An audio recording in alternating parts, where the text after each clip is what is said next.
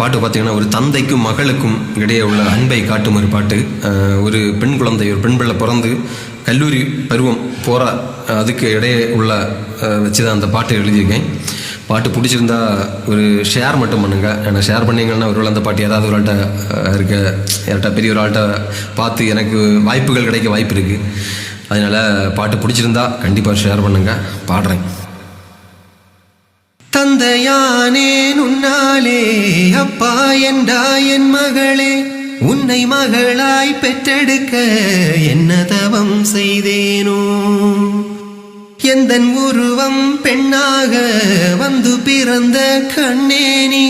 என்றும் எனக்கு சந்தோஷம் தந்தாய் என் நிலவே, கொஞ்சம் மழலை பேச்சில் அப்பா என்று அழைத்தாய்,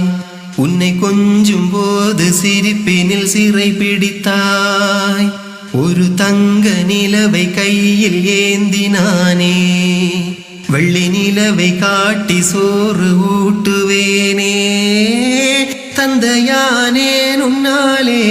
அப்பா என்றா என் மகளே, உன்னை மகளாய் பெற்றெடுக்க என்ன தவம் செய்தேனோ, நீ தவழ்ந்து எழுந்து விழுந்து மெல்ல சுவரை பிடித்து நடந்து எந்தன் விரலை பிடித்து நடக்கும் எனது மகளே, நீ புலம்பி புலம்பி பேசும் உந்தன் மழலை மொழியை கேட்டால் அது அர்த்தமில்லா வரியில் பிறந்த இசையே, ரவிவர்மனாக சுவரில் வரைந்து கிறுக்க உன் சுட்டித்தனங்கள் மனதுள் பதிந்து இருக்க, அந்த பள்ளிக்கூடம் உன்னை மெல்ல அழைக்க, நீயும் புத்தகப்பை தூக்கி கொண்டு நடக்க,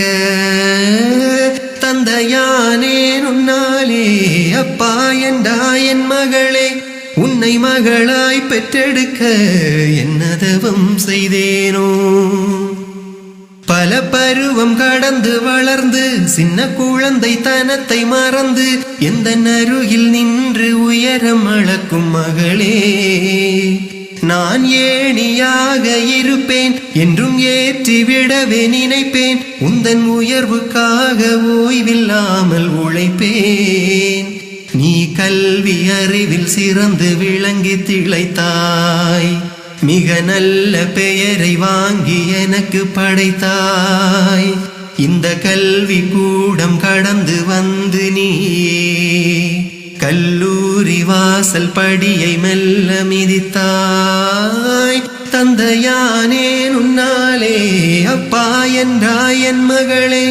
உன்னை மகளாய் பெற்றெடுக்க என்ன தவம் செய்தேனோ, எந்தன் உருவம் பெண்ணாக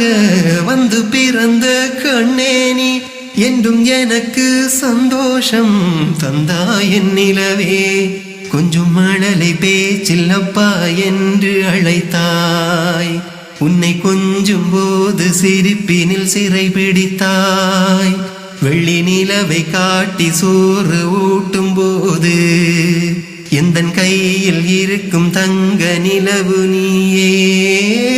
தந்தையானேன் உன்னாலே அப்பா என்றா என் மகளே, உன்னை மகளாய் பெற்றெடுக்க என்ன தவம் செய்தேனோ.